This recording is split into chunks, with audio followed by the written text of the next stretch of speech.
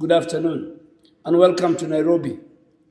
Kenya is honored to host this historic launch of the Africa Health Leadership Ministerial Committee, and which is co-chaired by Nigeria and Egypt, represented here by Dr. Khalid, and Africa CDC, Dr. Jean Kaseya. Kenya is proud to provide the stage. The leadership belongs to the continent, and our gathering today is not just a mere gathering. It is a declaration that Africa is stepping forward as a co-creator of global health systems and not a passive recipient of decisions made elsewhere.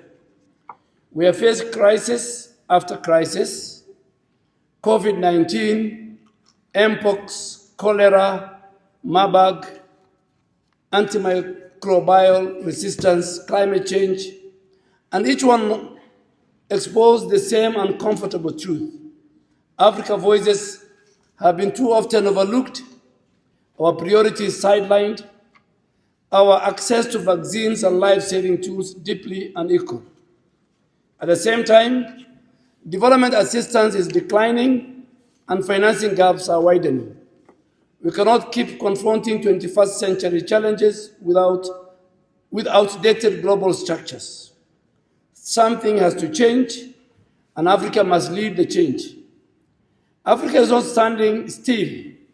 We have built Africa CDC into a cornerstone of continental health security. We are advancing the African Medicine Agency, investing in local manufacturing, and developing innovative financing. Kenya is implementing universal health coverage as a commitment and not as an aspiration. Through our Social Health Authority, we are building systems that protects the most vulnerable and reduces the burden of out-of-pocket cost. The Accra Reset and our recent engagement at the UN General Assembly, UNGA, has sent one consistent message: Africa must define its own priorities, Africa must finance its own future, and Africa must lead its own development. That is not rhetoric. It is the only path that leads to lasting, equitable health system on this continent. African Union has made a deliberate decision to position Africa as a co-architect in the reform of the global health architecture, not as a spectator, not as a supplicant, and at the 39th ordinary session of the AU in February of 2026, the member states established the Africa Health Leadership Ministerial Committee as a principal ministerial platform to consolidate and articulate a coherent African voice on global health governance reform. And for the first time, Africa has the architecture to match its ambition.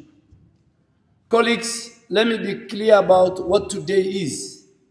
This is not about negotiating positions. It's about building alignment, political ownership, and momentum for Africa-led, AU-anchored consultative process. Today is about results, practical, tangible progress for our people. Our priorities are clear.